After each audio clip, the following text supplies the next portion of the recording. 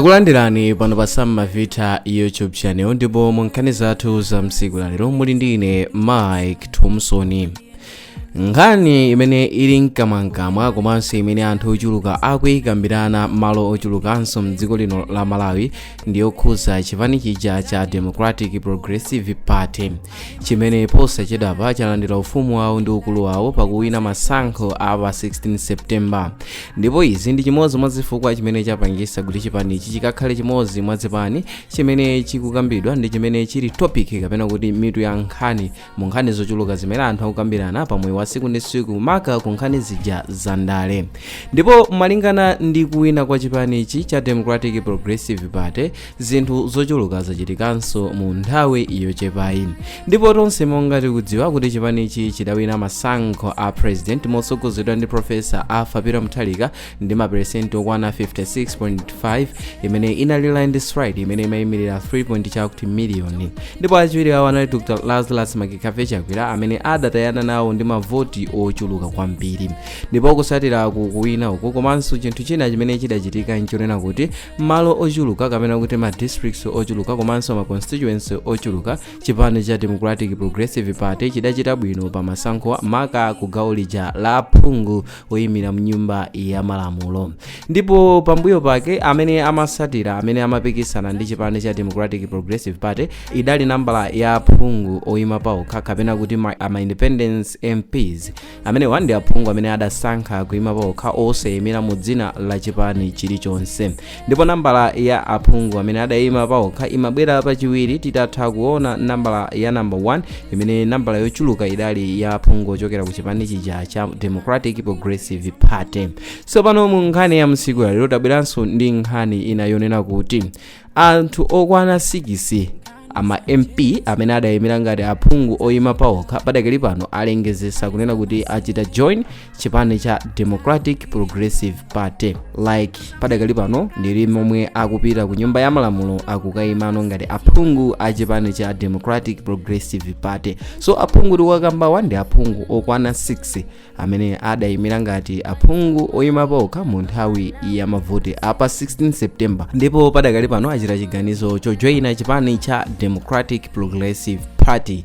So polankhulapo yemwe ndikaswiri pa nkhani ya zandale amene wandi a Sherif Kaisi afotokoza kunena kuti chiganizo chimene achita mamembala 6 amene adali a independent mu nthawi ya masankho apa 16 September ndi chiganizo chimene chichitise kunena kuti chipani cha Democratic Progressive Party chimenenso ncholamula boma chikhale ndi mphamvu zake kwambiri monga mu nthawi ija tonse tikudziwa kunena kuti ku nyumba ya malamulo kumakhala ma debate and debate imakhala yapakati pa chipani cholamula komanso zipani zosusa. So mukulankhula kwawo akufotokoza kuti kulowa kwa mamemba 6 amene akuchokera ku independent kuchitisa kunena kuti chipani cha Democratic Progressive Party chikhale ndi mphamvu tsopano zochuluka than before. And momwe akanakhalira ndi mphamvu ma MP awa asanachite join chipanichi apapa mphamvu zawo zaonjezereka kunena kuti no akakhala ndi mphamvu zochuluka kuti akathe kugonjesera misusu imene azikakhala nayo limodzi ndi zipani zosusa. Ndipo ma MP wa amene adasankhidwa pa 16 September ngati oyima paokha amene avomereza kunena kuti akukayimano ku nyumba ya malamulo monga amodzi mwa ma MP amene ali mu chipani cha Democratic Progressive Party. Ma MP wa ndi monga a Joseph Malingamoyo amene adayimira ku Nchewu North East mu nthawi imeneyo ngati independent MP. Ndipo pambuyo pawo pakubwera a Fresha Padoko amene adayima ku Balaka Bwaira ngati mphungu oyima paokha amene padakali pano ndisopano ndi membala wa chipani cha Democratic Progressive Party. Ndipo pambali pamene tili ndi a Dailes Mbengo amene adayimira ku Nchewu Zonzi Vai amene wa adayimanso ngati phungu paokha mu nthawi ya masankho apa 16 September. Ndipo pambuyo pawo pakubwera Adonex Mpuzeni amene adayimira ku Machinga South West ngatinso phungu oyima paokha koma padakali pano ndi memba wa chipani cha Democratic Progressive Party. Komanso a Abigail Bongwe amene adayimira ku Zomba Likangala ngatinso phungu oyima paokha. Ndipo pambali pamene watili ndi Apo Ngoma amene wonso adayimira ngati phungu oyima paokha ndipo padakali pano ajoina chipani cha Democratic Progressive Party.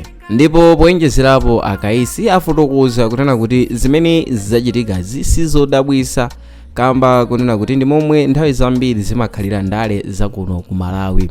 Iwo adafotokoza kuti izi sizachilendo mu mbiri ya ndale za mdziko lino la Malawi, kamba kunena kuti pakutha pa masankho aliwonse kapena kuti after every general election zimachitika kuti mamemba amene adayima paokha amakonda kujoina chipani chimene ndi cholamula mu nthawi imene. Akaisi adalankhula izi mu interview imene adachitidwa ndi atolankhani, ndipo iwo afotokoza kunena kuti ma MP awa chimene achitachi ndi chiganizo chimene chiwathandizire kunena kuti akhale ndi political komanso personal opportunity ku nkhani izi za mphamvu, ndikuti malingana kuti ali ku chipani cholamula ndiye kuti zochitika zawonso zikhala zooneka kuti ndi za mphamvu. Ndipo afotokoza kunena kuti izizi zachitikanso malingana ndi kunena kuti democracy imalola ndi ufulu wa mu democracy kunena kuti munthu amatha kupanga chiganizo chilichonse chimene angakonde kuti ajoine chipani chimene chamusangalatsa osati amachita zinthu mokakamizika. So iyi ndi democratic right imene ikuyeneka kulemekezedwa kunena kuti iwo achita chiganizo chimene ndi choyenera malingana ndi malamulo a democracy. Adawonjezera kunena kuti zomwe zachitikazi zithandizira kuti mphamvu za anthu omwe ndi osusa ku nyumba ya malamulo zikachepe, kona kuti kuchita weaken the voice of the opposition in parliament and zikapangisa kunena kuti zikachite imbalance. Tikati imbalance ndi kuti mphamvu zawo zisakakhale pakatikati, pakaonekerebe kukula mphamvu kwa chipani cholamula, ndi kunena kuti pakakhale zinthu zina zimene zikagonjetsedwe zimene osusa amabweresa.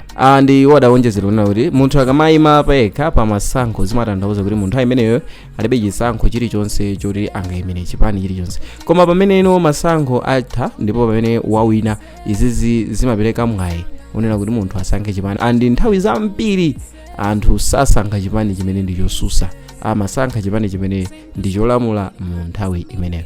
Iyi ndi momwe ilili kacha ya politiko andi zinthu zosadabwisa kuti zachitika mmene zateremo. Well, nkhani limeneyo kunena kuti ma MP okwana 6 amene adayimira ngati oyima paokha achitanso join chipani cha Democratic Progressive Party, zimene kufotokozera kwa kaswiri pa nkhani ya zandale afotokoza kunena kuti izi zithandizira kuti chipani cha Democratic Progressive Party chikhalenso ndi mphamvu zochuluka mu ma National Assemblies komanso isi legislative kuti kakhalenso ya mphamvu.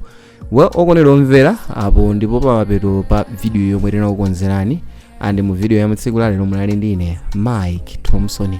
Ndipo ngati mwayikonda video iyi muchite like komanso subscribe kuti tithenso kupasirani ena mwa videos omwe tikhakukonzerani pano pa Samavita YouTube channel. Osayiwala kuchita comment in comment section kuti timve maganizo anu za momwe mwayiwonera video iyi. Bye.